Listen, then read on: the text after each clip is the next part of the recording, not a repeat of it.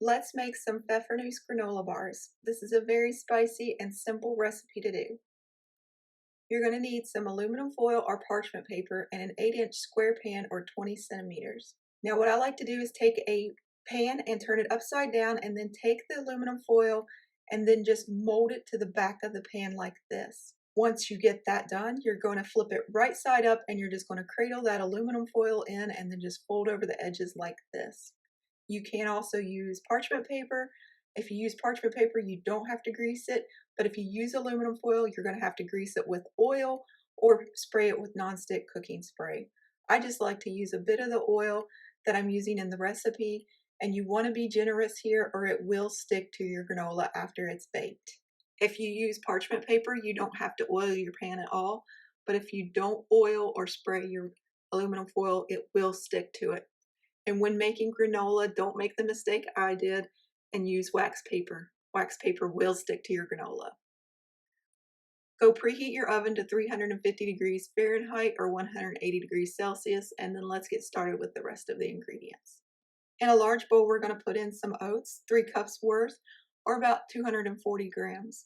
You want to use some instant oats if possible because they just tend to bake better, but you can use any kind of oats you want. If they're smaller oats, you want to up your molasses about 1/4 cup. For the spices, you're going to need 1 teaspoon of cinnamon, 2 grams, 1/2 teaspoon of ginger, 1 gram, 1/2 teaspoon of allspice, 1 gram, 1/4 teaspoon of salt, 1.25 grams, and 1 pinch of black pepper, or 0.5 grams. It's about 1/8 of a teaspoon if you're wondering what it is. Mix this up until it is well combined, and then we're going to add in some chopped nuts. I'm using pecans, but you could use walnuts, you could use peanuts, you can use whatever you like.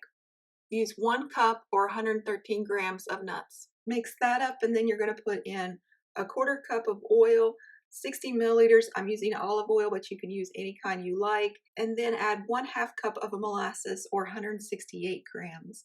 The molasses really punches this flavor up. If you don't like molasses, you can substitute it for honey or corn syrup in equal amounts. Mix it up until it's well combined, and then we're just going to press it into the pan. Then you want to press this down as evenly as possible. I like to use a piece of wax paper, but you can use a spoon as well.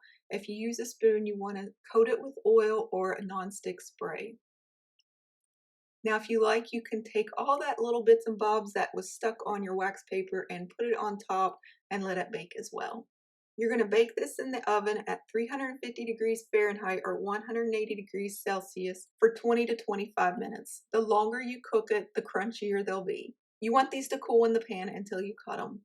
Now, a trick is if you let them be just a little bit warm, but not hot, you can actually cut them a little bit easier.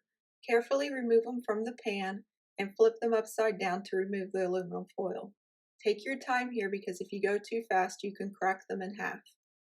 Once you get the aluminum foil off, you're going to flip them right side up and then carefully cut them. Now, as you cut these, some little pieces are going to fall out. That's natural. The harder you press them into the pan, the better they hold their shape. I hope you enjoyed this recipe. Here are the ingredients if you want to follow along. Thank you for visiting us at jacksonsjob.com. And as always, happy baking.